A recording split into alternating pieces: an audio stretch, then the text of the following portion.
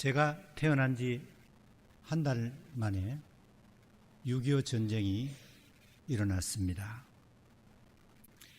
내일이 6.25 68주년 되는 날입니다. 6.25 전쟁 당시에 미군의 통수권자였던 트루만 대통령이 미국의 한국전 참전을 결정했습니다. 6.25 전쟁 3년 동안 한국에 참전했던 미군들이 178만 명이었습니다. 그 중에 36,516명이 전사했습니다. 부상당한 군인이 9만 2천 명이었습니다. 한국의 평화를 위해 싸워준 미국에 우리는 감사해야 합니다. 많은 미국의 젊은이들이 한국 땅에 와서 죽거나 다쳤습니다. 동시에 우리 고국을 6.25 전쟁의 위기에서 구원해 주신 하나님께 감사를 드려야 합니다. 여러분이 아시는 대로 마지막에는 경상도 일부와 제주도만 남고 다 점령을 당했습니다. 하나님의 은혜가 아니었다면 인천 상륙작전도 우리 고국도 다 공산주의가 되고 말았을 것입니다. 하나님의 은혜로 구원을 받았습니다.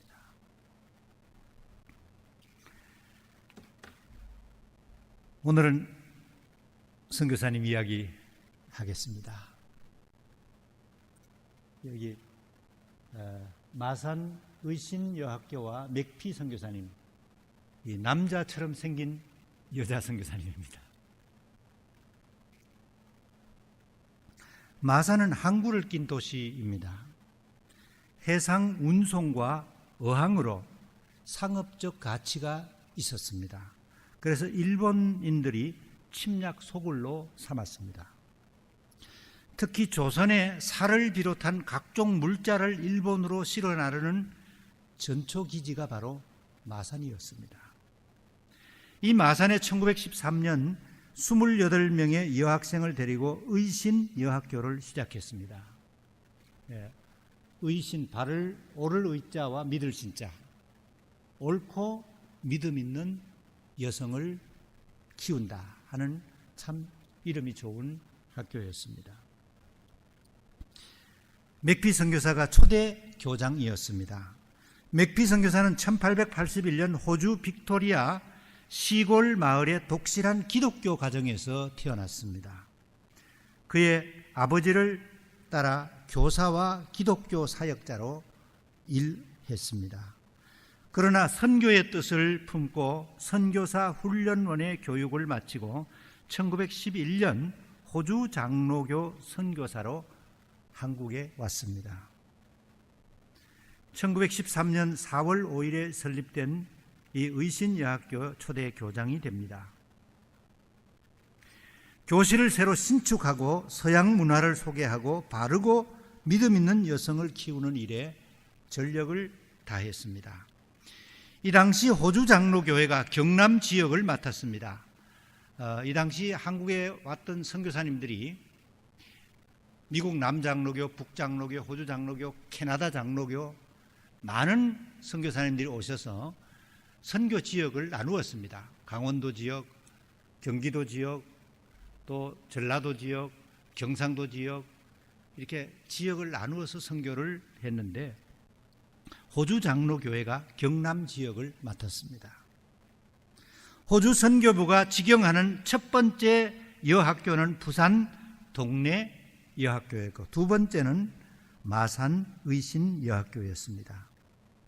맥피 선교사는 순직할 때까지 평생을 마산 지방의 여성 교육을 위해 노력하였습니다. 1933년에 마산에 2개 유치원도 최초로 개설하였습니다. 맥피 선교사의 친구 스캇 선교사는 우리의 따뜻한 친구라는 제목의 글에서 이렇게 스캇 선교사를 소개합니다. 그녀는 학생들을 자식처럼 사랑했으며 도움이 필요한 사람에게 자기가 가진 돈과 시간을 아낌없이 나누어 주었습니다. 그를 따르는 학생들은 그녀를 어머니라 부르며 감사했습니다. 항상 인정을 베풀며 다른 사람의 무거운 짐을 나누어 지려고 힘쓴 나눔의 삶을 살았습니다. 그녀는 독신으로 26년간 마산을 중심으로 예수 그리스도의 사랑과 헌신을 통해 많은 업적을 이루었습니다. 1937년 56세의 아까운 나이에 영양실조로 생을 마감하였습니다. 고향 호주를 바라볼 수 있는 양지 바른 곳에 그녀를 묻어주었습니다. 그녀의 생을 보면 마산을 고향 호주보다 훨씬 더 사랑했던 것을 알 수 있습니다. 그녀의 묘비에 이렇게 적혀 있습니다. 나는 부활이요 생명이니 나를 믿는 자는 죽어도 살겠고 살아서 나를 믿는 자는 영원히 죽지 아니하리라. 마산 창신대학에 건립된 기념비에는 경남지방 신여성교육을 위하여 26년간 교장으로 봉사하면서 이 지방 여성교육과 여성개화에 기여한 공로가 매우 크도다 라고 기록되어 있습니다. 맥피 선교사는 독신으로 살았지만 마산에서 많은 믿음의 딸을 낳은 훌륭한 어머니였습니다. 우리들도 이런 어머니로 살고 싶습니다. 페리세이드 교회가 어린이 사역자를 찾고 있습니다. 맥피 같은 믿음 있는 사역자가 와서 우리 아이들을 바르게 믿음으로 키워주기를 기도합니다. 저는 작년에 고향을 잠시 다녀왔습니다. 여러분도 힘들고 이민생활이 어려울 때 가끔씩 고향 생각을 하시죠. 하루는 예수님도 고향 나사렛으로 가셨습니다. 12명의 제자들도 예수님을 따라갔습니다. 안식일이 되었습니다. 안식일은 유대인들은 일을 하지 않습니다. 제가 살았던 브루클린에도 유대인들이 많이 삽니다. 그래서 이 사람들 토요일 날 가면은 주이시들이 운영하는 가게들은 쫙 다 닫습니다. 샷다를 다 내렸습니다. 안식일이 되면 다 회당에 갑니다. 예수님도 회당에 가셔서 설교를 하셨습니다. 설교를 듣고 있던 동네 사람들이 웅성거리기 시작했습니다. 예수님의 설교가 그들의 예상을 뛰어넘었기 때문입니다. 이 사람이 상당히 유식해졌네. 언제 공부를 했지? 어디서 배웠지? 병 고치고 귀신을 쫓아내는 능력은 어디서 배웠지? 이 친구 마리아의 아들이 아닌가? 목수였는데 그의 동생 야고보와 요셉과 유다와 시몬의 형이 아닌가? 그의 누이 동생들도 이 동네에 우리와 같이 살고 있지 않는가? 동네 사람들은 예수님을 하나님의 아들로 알지 못했습니다. 마리아의 아들로만 보았기 때문에 이상하게 여겼습니다. 그래서 마가복음 6장 3절에 마가복음 6장 3절 안 나옵니까? 예. 오늘 은혜스러운 찬양을 해주신 우리 성가대가 읽어주시기 바랍니다. 시작.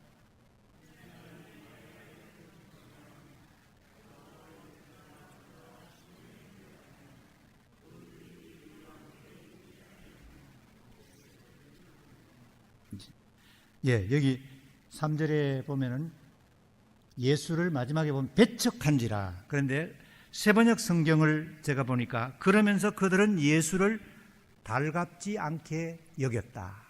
그렇게 번역했습니다. 고향 나사렛 사람들이 예수님을 무시한 겁니다. 우리 동네에서 같이 자랐는데, 목수였는데, 그의 형제들이 우리 옆에 있는데, 공부를 한 적도 없는데, 그래서 예수님을 제자들 앞에서 무시한 겁니다. 저도 어디 가서나 늘 존경받기를 바랍니다. 여러분도 어디 가서든지 존경받기를 원하지 않습니까? 그런데 예수님을 보면서 우리들이 무시당할 때도 있구나.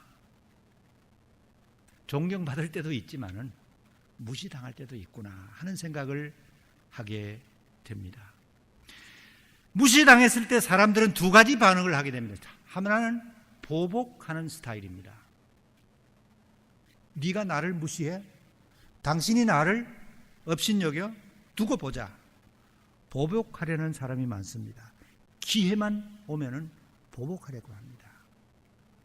우리 말하지 않지만 우리 마음속에 다 그런 보복심이 다 들어있습니다. 이스라엘의 왕이었던 아합이 자기 대궐 바로 앞에 포도원이 하나 있는데 그게 너무 아름다웠습니다. 포도잎이 피고 꽃이 피고 잘 정돈된 포도밭이 너무 부러웠습니다. 탐이 났습니다. 그래서 어느 날 아합 왕이 포도원 주인 나봇을 불렀습니다. 자네 이 포도원을 나에게 넘겨주게. 내가 정원으로 예쁘게 꾸미려고 하네. 그 대신에 이 포도원보다 훨씬 더 큰 포도밭을 당신에게 주겠소. 원한다면 당신이 값을 요구하는 대로 내가 돈을 지불하겠소. 나봇은 이런 제하에 왕의 제안을 거절했습니다. 임금님, 이 포도원은 조상 대대로 물려받은 포도원입니다. 팔 수도 없고 드릴 수도 없습니다. 평민에게 거절당한 아합 왕은 자존심이 상했습니다. 화를 내며 궁궐로 돌아왔습니다. 침대에 누워서 밥도 먹지 않았습니다. 이것을 본 아내 이세벨이 여보시오, 당신은 현재 이스라엘을 다스리는 임금입니다. 일어나서 음식을 드십시오. 내가 그 포도원을 임금님의 것으로 만들어 드리지요. 못된 왕후 이세벨이 포도원 주인 나봇을 모함했습니다. 동네 사람들을 시켜서 나봇이 하나님의 이름을 모독했다고 그렇게 뒤집어 씌워서 동네 사람들에게 돌에 맞아 죽게 했습니다. 그리고 나봇의 포도원을 빼앗았습니다. 무시당했다고 보복하는 것은 예수님의 방법이 아닌 듯합니다. 마태복음 5장 38절 39절 우리 남자반에서 한번 읽어주시기 바랍니다. 시작.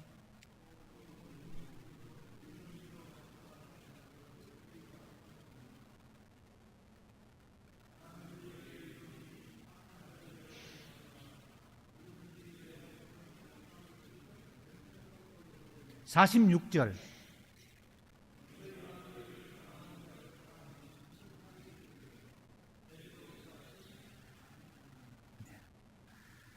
우리는 사람인지라 나를 사랑하는 사람만 사랑하려고 할 때가 많습니다. 예수님은 너희가 너희를 사랑하는 자만 사랑하면 무슨 상이 있겠느냐? 나를 사랑하지 않는 사람도 사랑해야 주님 앞에 설 때 상이 있지 않겠느냐 그 말. 두 번째, 무시당할 때 조용히 받아들이는 타입이 있습니다. 예수님이 그러셨습니다. 고향 사람들이 정말 열심히 은혜스러운 설교를 했을 때도 무시당할 때도 예수님은 그분들을 나무라지 않았습니다. 제자들을 타일렀습니다. 선지자가 어디에 가든 대접을 받는다. 그러나 자기 고향에서 친척들과 자기 집에서는 존경받기가 어렵다. 그러면서 오히려 제자들을 너희가 마음 쓰지 말고 이 사람들을 받아들이라고. 그리고 예수님은 몇몇 병자들을 안수하여 고치시고 조용히 나사렛을 떠나십니다.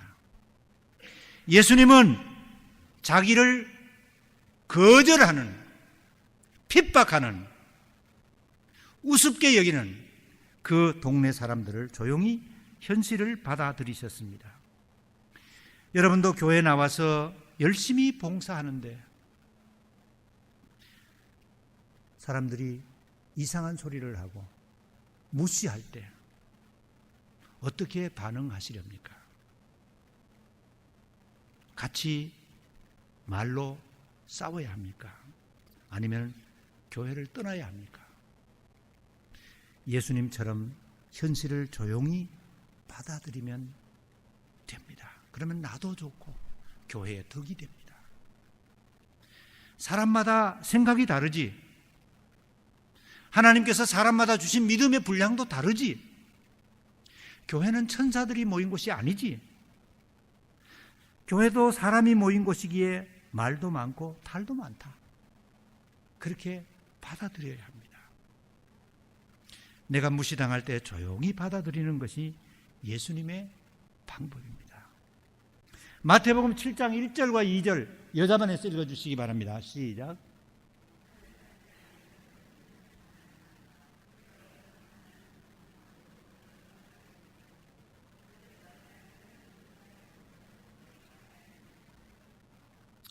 마가복음 6장 1절에서 6절을 읽으면서 제가 묵상한 것 세 가지를 나누고 같이 기도하려고 합니다. 첫째, 잘하는 사람 보고 비난하지 말자 하는 것을 깨달았습니다. 주님의 일을 열심히 하는 사람을 보고 비꼬는 사람들이 들어 있습니다. 열심히 기도하고 헌신하는 사람을 배척하는 교회도 있습니다. 예수님이 바로 그랬습니다. 고향 나사렛에 오셔서 열심히 땀 흘려 설교하셨는데 병자를 고치셨는데도 고향 사람들이 배척했습니다. 예수님은 고향에서 푸대접을 받으셨습니다. 그렇습니다. 믿음이 없으면은 눈에 보이는 것이 잘나는 사람을 보고 시기가 되고 질투가 납니다. 소년 다윗이 골리앗 장군을 죽이고 목을 베어서 돌아왔습니다. 사기가 충천한 이스라엘 군인들이 다 출전해서 블레셋 군인들을 몰아내고 승전했습니다. 온 나라가 들떴습니다. 사울은 천천히고 다윗은 만만이다. 사울 왕보다도 다윗이 훨씬 더 낫다고 백성들이 칭찬을 한 것입니다. 다윗의 용기를 칭찬한 겁니다. 그런데 사울 왕은 아니었습니다. 다윗이 용기 있게 자기 목숨을 걸고 나가서 골리앗과 싸운 것을 생각지 않고 저 녀석 때문에 자신의 왕권이 위험하다고 생각한 것입니다. 그때부터 미움의 영이 사울의 마음을 지배하게 됩니다. 우리가 사람을 미워하게 되면요, 이상하게 그 미움의 영이 내 안에 와서 계속 나를 괴롭힙니다. 혹시 저와 여러분 마음속에 미움의 영이 있다면 예수 이름으로 물리쳐야 합니다.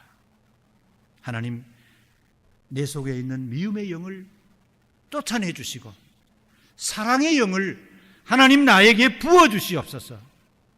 에스겔서 36장 26절에 내가 너희에게 새 마음을 주고 너희 속에 새로운 영을 넣어주겠다고 하나님 약속하셨습니다. 하나님께서 우리에게 주시는 새로운 마음, 새로운 영을 받아서 우리 이웃을 사랑하며 살아가는 우리 모두 되기를 원합니다. 두 번째, 잘하는 사람을 인정해주고 받아주어라 하는 음성을 오늘 본문 속에서 들었습니다. 제가 섬겼던 그 교회 바로 한 해프 마일만 가면은 그 제일교회가 있었습니다. 저희 교회보다도 한 2, 3년 오래된 교회였습니다. 제가 섬기는 동안에 목회자 5분이 바뀌었습니다. 그 교회는 좀 센 교회입니다. 옆에 이웃에 있으니까 잘 알죠. 창립 멤버들이 그 교회를 꽉 잡고 있었습니다.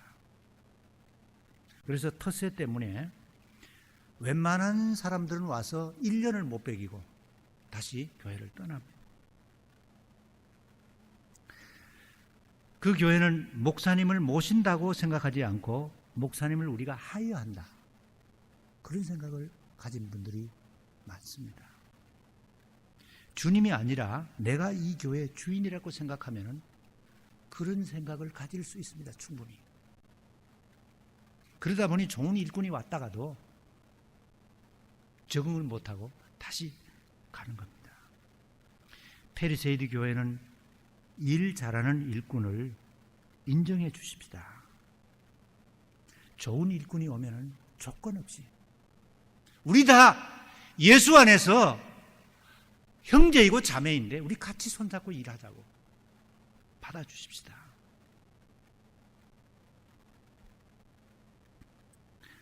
하나님께서 죄인이었던 저와 여러분을 하나님의 아들, 딸로 받아주셨습니다. 예수님도 부족한 우리를 주님의 일꾼으로 세워주셨습니다.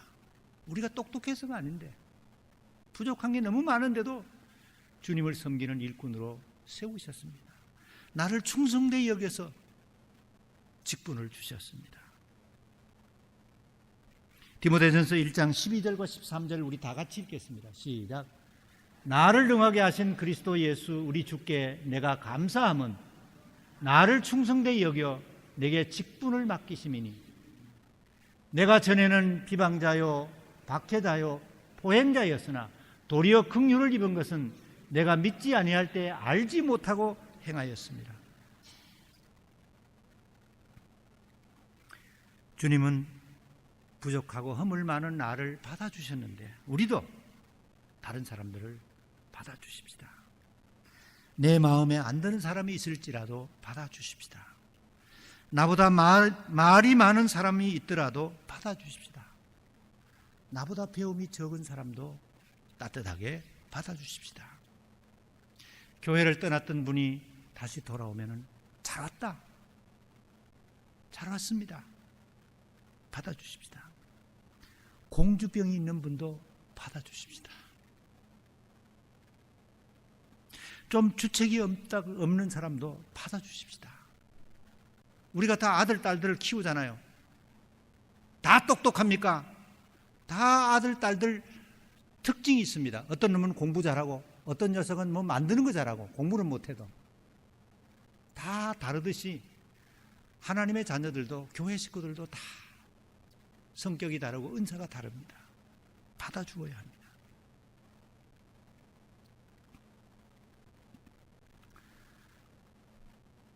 이렇게 받아주는 교회가 좋은 교회입니다. 요즘은 노인이라는 말을 쓰면은 연세 드신 분들이 아주 싫어합니다.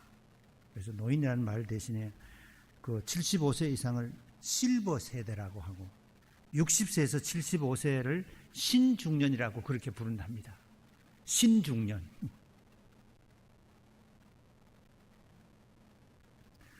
제가 페리세드 교회에 이렇게 와서 보니까 신중년이 많은 것 같아요.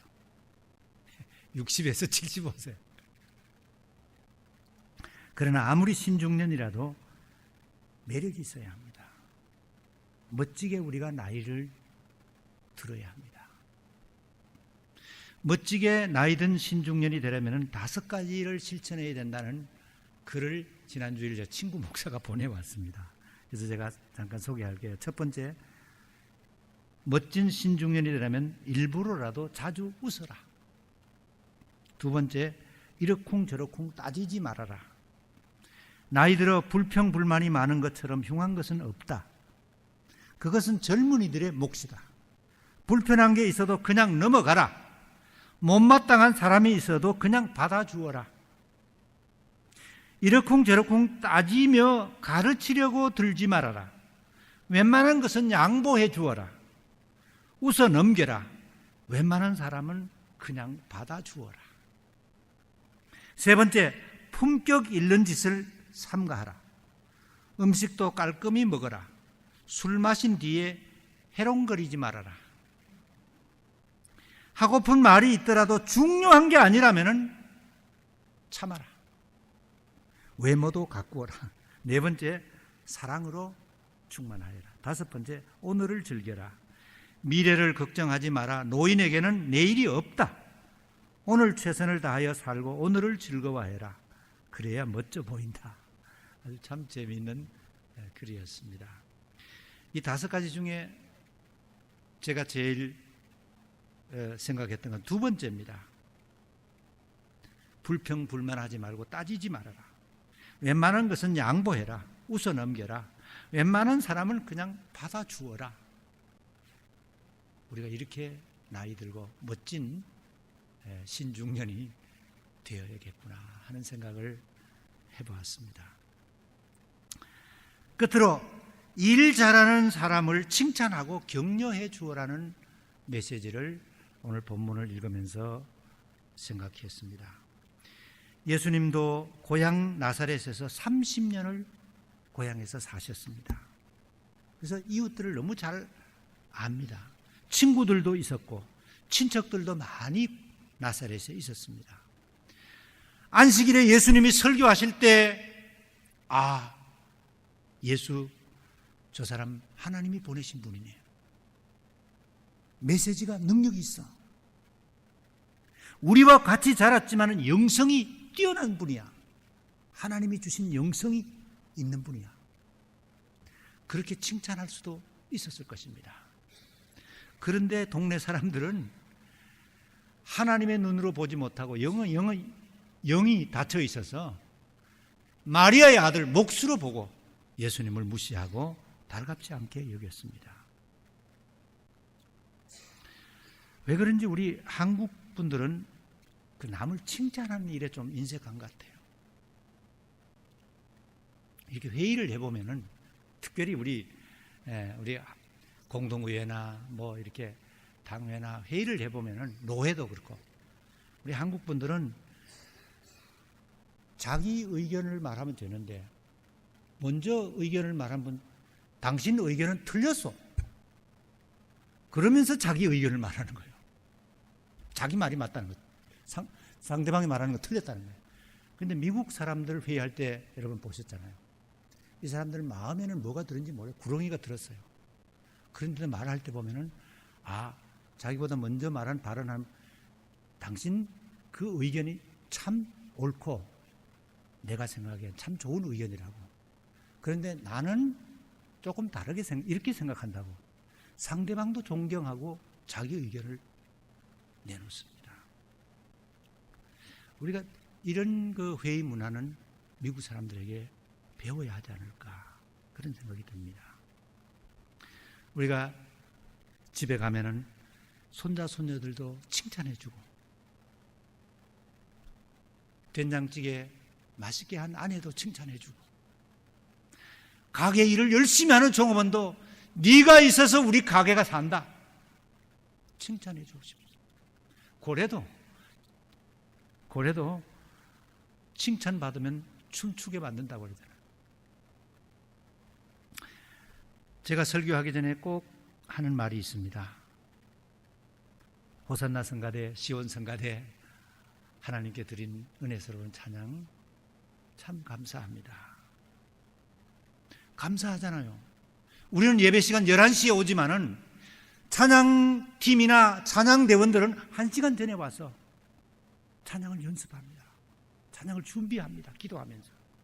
그래서 드린 찬양 얼마나 아름답고 은혜스럽습니까? 장로님 오늘 대표 기도 참 은혜스러웠습니다.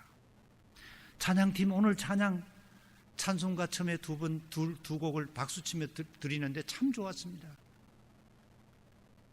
최 목사님이 오셔서 교회가 점점 안정이 되어 가고 있어요.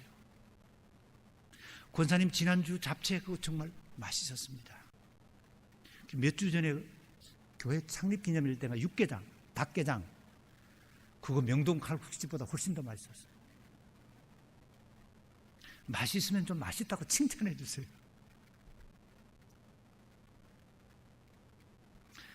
오늘도 여러분이 교회에서 만나는 분, 집에 가서 만나는 식구들, 직장 가서 만나는 동료들